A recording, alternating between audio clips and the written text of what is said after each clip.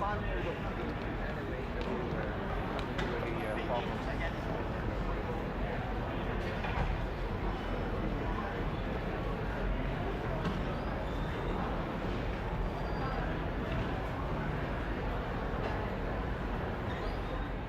Hi, I'm Kevin Yank. I'm the Director of Front-End Engineering at CultureAmp. And we build a web application that our clients use to collect, understand, and act on employee feedback in order to make their workplaces better places to work. CultureAmp, as of about a year ago, its development team was split into these 4 sub-teams. Thanks. And these teams were tightly focused on building particular parts of the application. And this worked great for them. They knew exactly what their mission was, and they had all of the people in their team that they needed to achieve it. But a problem that we found with this model was that often wheels got reinvented between these teams. Teams had similar needs and built similar things that weren't quite the same. And then the user experience, as a user moved from one part of the app to another, would drift slightly. And so to address this issue, early last year, we formed a new team called Front-End Capability. And this is the team that I lead now at CultureAmp. And in this team, our primary mission is to help these other teams go faster and build better. And so we take note of things that are built in teams and figure out if there's a little extra work we can do to make them reusable. And we especially look out for things that have been done more than once and try to refactor them so that they're done one way and produce a consistent experience. So I'm here to talk about just one such project. And in fact, we shipped a major component of this to production earlier today. So this is the result of some recent work of the front-end capability team at CultureAmp. We set about refactoring the page layout styles for the CultureAmp application. So I'll show you what this is all about. This is probably the most important page in the CultureAmp web app. This is the insight report for a company-wide engagement survey. And this is what it looked like early December last year. And this is what it looks like today. Now, your eye was probably drawn to the splash of color in the left, and indeed we did redesign the nav bar during this same period, but that's not what I'm here to talk about. If I go before and after, you might also notice the icons in the top right changing there, and we did refresh a bunch of icons throughout the app during this same period, but that's not what I'm here to talk about either. Did anyone spot something else that changed between these 2 versions of the page? We have a scroll bar now. We're jumping to the end. Yes. So if you're watching up here, this is the before, and this is the after. The scroll bar position changes. And so if you're thinking I'm here to talk something about how this page scrolls, you're on the right track. A quick side note, if you are a web developer using a Mac, I believe somewhat strongly that you should go into your system settings and make sure that the show scroll bar setting is set to always. By default, macOS hides all of your scroll bars if you're using a trackpad, and then it just reveals the scroll position when you actually scroll. The thing is, we are not developing web pages just for Mac users with trackpads. Many of our users, perhaps most of our users, see their scroll bars all the time. In particular, Windows users generally have visible scroll bars all the time. And so if your page is going to be seen with scroll bars, you should probably be able to see your scroll bars when you're building your pages. So this is something to change when you get home tonight. So speaking of scrolling, my question for you is, looking at this page, not knowing anything else about it than what I've told you, could someone in the audience describe for me the physical actions you would take to scroll this page? There's no wrong answer. This is not a trick question. Yep. OK, so you put 2 fingers on the trackpad and flick them up or down. Great. That's a perfectly valid way to scroll this page. Can someone else describe a different way that they might scroll this page? Brad? Spacebar? That's my favorite one. Hit the spacebar. Great. And we could probably sit here for 5 minutes talking about other ways to scroll the page. And There are lots of ways to scroll on the web. In fact, I'm convinced that scrolling is one of the most common interactions on the web, but also one of the ones that has the most variance in a typical audience in how it's done. We often talk about the things we do to accommodate different types of users, but I feel like scrolling is one of those things that no matter what kind of audience you're dealing with, you're going to have a lot of variety in how people scroll. So when we look at scrolling on this page, I think it might be useful, first of all, for me to break down the parts of this page. And keep in mind, this is stuff that a new user of this page would not know. So this page has a navigation bar, which is fixed in place, and it doesn't scroll with the page. It has a sidebar, which is also fixed in place and doesn't scroll with the primary content of the page. There is a report header at the top, which is fixed in place. And when the report scrolls, it scrolls up underneath it. And then there is the main body of the report, which is the thing that people will be scrolling most of the time. And so the thing about this page in its original implementation from December last year is that a lot of these ways to scroll, and this is just the list I came up with, there's probably others I've forgotten, but a lot of these don't work so well on this page. So these ones in the first column where you grab your mouse or pointing device and move it over to a literal scroll bar and interact with the scroll bar directly, these ones work fine on this page. But the ones in the middle where you're using some kind of gesture and the browser needs to infer what it is you're scrolling by the position of your mouse cursor on the screen, these ones only work mostly okay on the screen. If your mouse happens to be over the sidebar, the nav bar, one of those non-scrolling areas, these gestures don't work on this page. You'll just do the gesture and nothing will happen. And because you're a new user, you don't realize some parts of this page are scrollable and some aren't, you're going to be confused. And the ones on the right, including my friend the spacebar to page down, you're in real trouble with these because these require explicit focus. In order to get these to work on that page, you have to either click in the background of the scrollable area to give it focus, which I'm convinced is something only web developers know how to do, or you have to tab into that content before you start hitting these keys to do scrolling. So I'm not here to give the impression that the team that built this page didn't know how to do their jobs. In fact, I talked about reinventing wheels at CultureAmp. This layout of a sidebar with scrollable content next to it, when we got to it, it had been implemented 3 or 4 different ways in the CultureAmp application. And this team was the only one that went to the trouble of making the sidebar scrollable as well. So if I add some filters here, I'm going to filter this to only show results for employees in the United States. And then I'm going to further filter it to a specific department, consulting. And maybe I'll expand a navigation section up there. And you can see now this sidebar has a scroll bar as well. This feature of 2 independently scrollable areas only existed in our reports. Teams that re-implemented this layout in other parts of the site mostly just assumed that the sidebar content would never be tall enough to need scrolling. Or if they happened to be building a page where that wasn't a valid assumption, they'd just make the whole page scroll at once. And so I applaud the team that had the ambition to do this. The problem is, the most obvious way to implement this in CSS is a trap.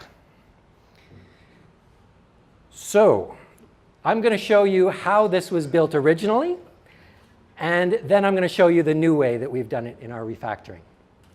So this layout was originally done with absolute positioning and overflow auto. So for those who may not be intimately familiar with the details of those CSS features, a quick review. This is absolute positioning. You can set a box to have position absolute, and then you can define its position in relation to some container. By default, that's the HTML element, but you can also choose a different container. And then you can set its position with top, right, bottom, left, any combination of these. And you can barely make out the arrows there. Those control the offsets from the inner edges of the container. I said the container before by default was HTML, but you can also add position absolute to any parent or ancestor to make it a container, or more commonly, position relative. That's absolute positioning. This is overflow. By default, when you set the dimensions of a box in CSS and there's too much content to fit in those dimensions, the content flows out the bottom, sometimes out the side, and the content that overflows the edges remains visible. This is the default value of the overflow property, visible. You can, of course, set this to overflow hidden, which hides the overflowing content. And this was a common thing to set even when you didn't care about overflowing content back in the day, because it was a critical tool for float-based layouts. A handy side effect of overflow hidden is it creates a new block positioning context inside of itself. And so you can have all of your stacked columns enclosed in this box just by adding overflow hidden to it. But a third value for this property is overflow auto, which works just like overflow hidden, but it adds a scroll bar when necessary to allow the user to scroll down and see the rest of the content of this box. So if we combine these two features, absolute positioning and overflow auto, we can achieve what we're looking for with the sidebar on the report that we were looking at. This div is absolute positioned. It's pinned to the top and bottom of the page with top 0 and bottom 0. It's 58 pixels away from the left of the page and has a fixed width of 290 pixels. And we've set an auto overflow to get scroll bars if we need them. In our case, we actually only wanted a vertical scroll bar. If it was trying to scroll horizontally, it was probably a bug on our part. And so to guard against this, we set overflow X to hidden and overflow Y to auto to only allow a vertical scroll bar. But this technique is how we assembled this page originally. So I'll take you through it in the real world. This navigation bar has position absolute, top 0, bottom 0, left 0. So it's against the top, left, and bottom sides of the screen. And it has a fixed width of 58 pixels. The sidebar is also position absolute with top 0, bottom 0, left 58 pixels. So it's clear of the nav bar. And a width of 290 pixels. And again, overflow X hidden and overflow Y auto. The main report area is also position absolute with top 0, right 0, bottom 0. So it's against those three sides. And we set its left edge to be 348 pixels away from the left side of the page to stay clear of the nav bar and the sidebar. Inside of this box, we positioned some things absolutely relative to that container. So the report header is top 0, right 0, left 0. Inside that container with a height of 60 pixels. And then our main report content is absolute positioned 60 pixels away from the top, right 0, bottom 0, left 0. And again, overflow auto to allow it to have scroll bars when there's enough content to scroll. So that's this page as it existed. And I'll remind you, the scrolling didn't work so well on this page. And to go a step towards answering why, I'll ask you, how tall is this page? This page, how tall is it? 0 pixels. It's not quite 0 pixels. Well, actually, in a manner of speaking, it is 0 pixels. I'll give that to you. I was going to say it's this tall. But for the purposes of what the browser decides is scrollable or not, there's actually 0 pixels of content height in this page. And all of these things are absolute positioned outside of the normal layout of a page. But regardless, whether it's this tall or 0 pixels, there is no reason for the browser to add a scroll bar to this page. And in fact, we took that out of the browser's hands. We broke the page scroll bar. We said, we're going to implement our own scroll bars. We'll tell you where we want scroll bars. Hands off, buddy. And we have suffered the consequences. Someone might be wondering if I'm about to say the A word, which is accessibility. And indeed, there are accessibility repercussions to the kinds of problems that I've outlined here so far. This is an article from Australian accessibility guru Steve Faulkner on how to improve the accessibility of these scrollable regions if you create them yourself. It boils down to you should set a tab index 0 on the region so that keyboard users can tab to the region itself and then scroll it. And then for screen reader users, you probably also need to set an ARIA role of region and an ARIA label that describes what the region is so that screen reader users who land on that focus point aren't confused. But this is a band-aid over a bigger problem. The scrolling problems that I talked about earlier on this page are because we got rid of the main page scroll bar.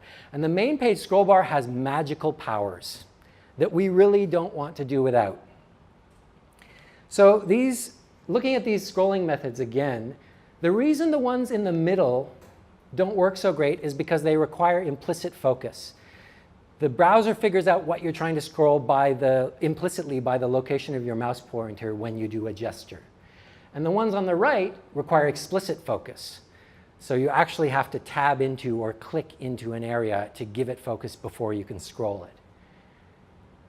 And the thing is, that main page scroll bar doesn't require that. It has default focus. So if you try and do a scroll gesture on a page and there is no region under the mouse cursor, the default page scroll bar will scroll instead. And similar for the keyboard gestures. And so this is what we lost, and this is why our scrolling was a little janky on this page. So we set out to fix the scroll bar. And when we realized we had this opportunity, this project jumped a lot higher on our roadmap. This is probably, I think, the biggest win that has come out of this piece of work. So fixing the scroll bar meant changing our mindset in laying out this page from a page with fixed height and scrollable regions to a page that has a scrollable height and some fixed regions on it. And that meant using a different feature of CSS, fixed positioning. So fixed positioning works like this. It's a lot like absolute positioning, except the top, right, bottom, and left that you can specify in any combination specify the position of the box relative to the viewport rather than the page or any particular element on the page. And indeed, if you specify width or height on one of these boxes, that percentage will be relative to the viewport width or height automatically. And then, crucially, if the page itself has scrollable content, this box won't scroll when you scroll the page. It'll stay locked in that viewport position. So using that tool, we were able to build the new version of this page. Here it is with its shiny new nav bar. Let me take you through it, how it's put together. The navigation bar is position fixed this time. Top, left are set to 0, so it's against the top and left edge of the viewport. And it has a height of 100% of the viewport. We could have, instead of height, we could have left height auto and set bottom 0, and that would have had the exact same effect. And we gave it a fixed width of 3.75 rems. Side note, all of the measurements from here on, you'll notice, are in rems. That's because as a part of this project, we decided to take some accessibility advice we had gotten from a recent audit that said that you should avoid pixel dimensions in layouts if you can, because some users prefer to increase their their font size preferences in their browser. And if they do that, but your boxes are set with pixel heights, that text will break out of those boxes and often overlap. And so by specifying our layout dimensions in rems relative to the root font size, our layout will scale along with that font size when we want it to.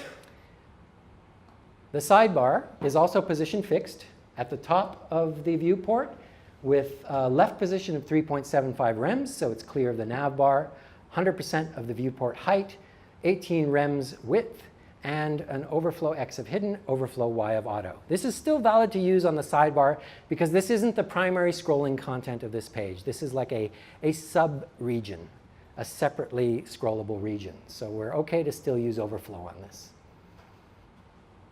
Our report header is position fixed at the top right of the viewport, and it has a left coordinate of 21.75 rems, which is enough to make it keep it clear of the sidebar and the nav bar, and it has a fixed height of 3.75 rems. And then our report body does not have to be positioned at all. We leave the browser to lay this out using static positioning, and we just give it a top and left margin large enough to keep it clear of our fixed elements. And that's it. That's the page. And so now I can demo it to you we have these two scrollable areas. And for bonus points, if I scroll to the bottom of the sidebar and keep scrolling, my main content starts scrolling. This cascading of scrolling, it's not an obvious feature. It's probably nothing you would set out to implement yourself. But this is how nested scrolling regions have worked in operating systems since the beginning of time. And so whether we're aware of it or not, this is how we're used to things working. And it's really handy in these sort of edge casey situations where maybe the scroll bar is just barely tall enough to have a scroll bar. And as a Mac user, I might not see that scroll bar, and so I wouldn't be aware that that is a scrollable region. So I might do a scrolling gesture over it, trying to scroll the main content of the page. That'll work now because the scroll will get to the bottom of the scroll bar immediately and then cascade to the main area. So yet another superpower we get from the main scroll bar of the page. So this would be a really good place to end my talk because I've tied it up in a satisfying bow and shown you what is ostensibly a perfect solution. But we have a value at CultureAmp, which is having the courage to be vulnerable. And so I'm going to have the courage to be vulnerable with you here and share 3 complications we had in this project. These are 3 things that were a little harder than what I've showed you so far. And I probably wouldn't show to just anyone. So this is between us. The first is dealing with component boundaries. So as you may have noticed when I was going back and forth between the versions of the page, this navbar changed widths. Here's the old version of the page, and if you keep an eye on it, you can just barely see it get wider in the new version. This was done to make that navbar conform to a new grid-based layout that we're deploying at the same time. But in order to change that width, from what I've shown you, there are a few other numbers that would have to change. So the left position of the sidebar would have to change. The left position of the report header would have to change. And the left margin of the main content area would have to change. This page is made up of a bunch of different components, mostly React components on this particular page. And those components own their own styles. They have their own style sheet files. And so the fact that each of these components would have to have knowledge of the width of that navbar is pretty uncomfortable. That's a code smell, as we call it. One solution to this would be to lay this page out with a top-level component that was responsible for the layout. And this component would contain all of those dimensions in a single style sheet and then have these slots that you could drop other components into. And those components would naively conform to the dimensions that were set out for them. And that is a way to go. It wasn't the way we went, but who knows, we may come back to this one day. The thing that we wanted to achieve, though, was that when a developer sat down to change the width of that navbar, the most natural place for them to go was the style sheet for the navbar, not the style sheet for some page layout component that they may have never dealt with before. So that's what we were trying to achieve, is to have that number in one place in the style sheet of that component. And so there is some extra work we can do in order to get closer to that ideal. The first thing we did was to wrap the whole page in a flex row. I've heard this described by Simon, whose surname escapes me. Yeah, anyway, I should really give him credit for this. He calls this the I feel lucky button for web layout. When in doubt, add more flexbox. Anyway, we did, but we had a plan, which was that we wanted this navbar to take up some width in that flex box, in that flex row.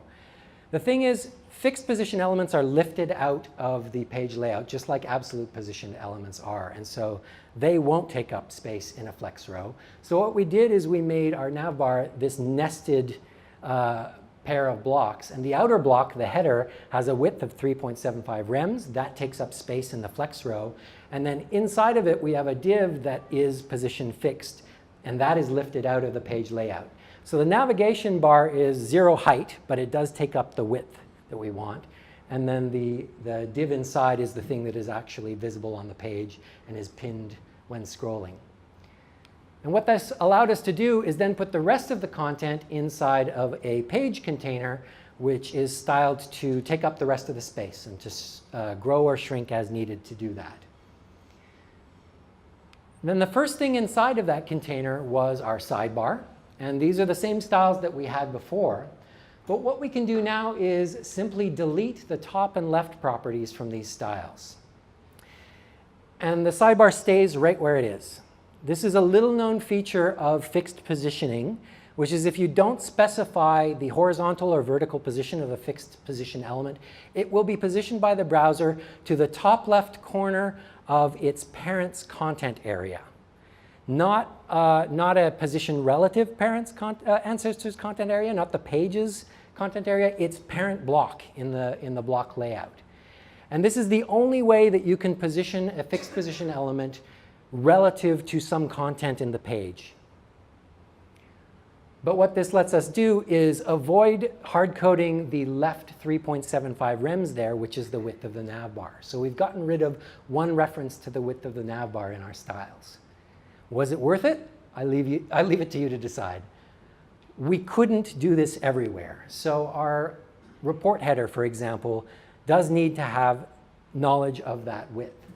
Its right needs to be 0 and its left needs to be that offset in order for the browser to be able to dynamically calculate the width of that box. If we remove right and left from this box, the box will shrink to its contents width and sit against the left-hand side of that area. If we set its right to 0, it'll still be the same width. It'll just be shifted over to the right-hand side, neither of which is what we're going for. So what we did in this case is the style sheet for report header does a SAS import of the style sheet for the navbar and consumes a SAS variable that is defined in that style sheet. It's not great, but it's a small mess we can live with. The next real-world complication we had to deal with was a sticky footer. And here the news is a little better. We got to implement this sticky footer, which is down here, just like we would any other sticky footer. We just had to be a little careful not to upset the delicate balance of fixed position elements on the page when we did. So for those who don't know, sticky footer is a footer that sits at the bottom of the viewport when there isn't enough content to scroll.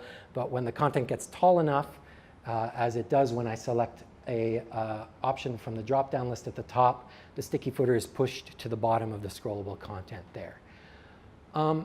And just so I know who I'm dealing with, hands up if you've implemented a sticky footer using Flexbox before. About half the room. Keep your hands up if you could do it in your sleep. I always get something wrong when I try to do it. Internet Explorer 11. Oh. All right. So here's how you do it. We have this report body that I already showed you with a top margin and a left margin. In order to achieve a sticky footer, first of all, you need a container that is going to be at least 100% of the height of the viewport. And in order to make this container 100% of the height of the viewport, we have to set its height to 100% minus the 3.75 rems that's in our margin top here. If you know how to use box sizing, you could achieve this by switching to a padding instead, but I won't get into that. This is probably the clearest way to do it. And then you make this box a flex column. And inside that flex column, we have the content of the report, which is a flex item that is inflexible. We've styled it so it won't grow or shrink. And our footer is also an inflexible flex item, but we give it a margin top of auto. And Flexbox goes, great, I know where to put all the extra space. It's in that margin top. And you get that sticky footer. But if there's no extra space, then it just has no top margin, which is exactly what we want. That's how you do a sticky footer, and that's how we did it here. The last complication is content-sensitive layout. This one really ruined my day. Here is that page again with one critical difference, and that's across the top. This is one of our legacy banners. I'm pretty sure half our engineers don't know these exist. We don't use them that much anymore. They are occasionally used for things like showing outage maintenance windows. We also use it to display a warning when the report you're looking at is showing simulated demo data rather than real survey data. But regardless, this is how we show some of our older warnings in the app. And it's at least technically possible that a user could get into a position where they see two of these stacked on top of each other. These, of course, are fixed position as well, so they don't scroll when we scroll the content of the page. But the problem is this wrecks what we've done with our layout, particularly with the sidebar. So these are the same sidebar styles I showed you before. And I'll draw your attention to the height 100%. This is a fixed position item, so that percentage is a percentage of what? It's the viewport height. I think someone out there said that. That's the height of the viewport. And so if I zoom out, our sidebar is actually now sticking off the bottom of the page, which doesn't matter so much in this case where the content isn't tall enough to require a scroll bar. But if it did, that scroll bar would be sticking off the bottom of the page as well, and you wouldn't see the bottom of the scroll bar. And if you scroll all the way to the bottom, you still wouldn't see the bottom of the content. It's really gross when it happens. We are deep in edge case territory with our layout here, but when you're building the one true set of styles that will cover the layout for all of your existing pages and all your future pages, these are the kind of problems that you want to be able to solve. And to solve this, we had to swallow our pride and hack it with JavaScript. This is a React component. We have versions of this hack for Elm and for some of our old jQuery-powered views as well. When this React app is first mounted in the page, it goes and checks the height of the banner div at the top of the page, and then it rewrites the height of the sidebar so that it's 100% minus the height of the banners. And we get styles that look like this, in effect. If you're thinking this isn't great, I completely agree with you. We found a new bug with this today. One of these pages has responsive styles, where the sidebar moves to the top of the page and is given height auto. The problem is that our JavaScript then overwrites those responsive styles and says, no, it should be 100% of the height of the viewport. The whole thing explodes. So we're going to have to be a bit more gentle and probably inject a new style into the page rather than writing the style property directly. It's still going to be gross, though. If anyone has any brilliant ideas, I'd love to talk about them afterwards. Anyway, some takeaways. The main page scroll bar has magical powers. Don't get rid of them. Avoid using overflow auto on your main page content. You can use position fixed and overflow auto for secondary panels. Use the default position of fixed position elements when possible to eliminate dependencies in your layout styles. And finally, messy bits happen. Try to keep them contained when they do. So that's Don't Break the Scroll Bar. We are hiring at Culture Amp, front-enders specifically. Please come talk to me if you're looking for your next gig. Thanks.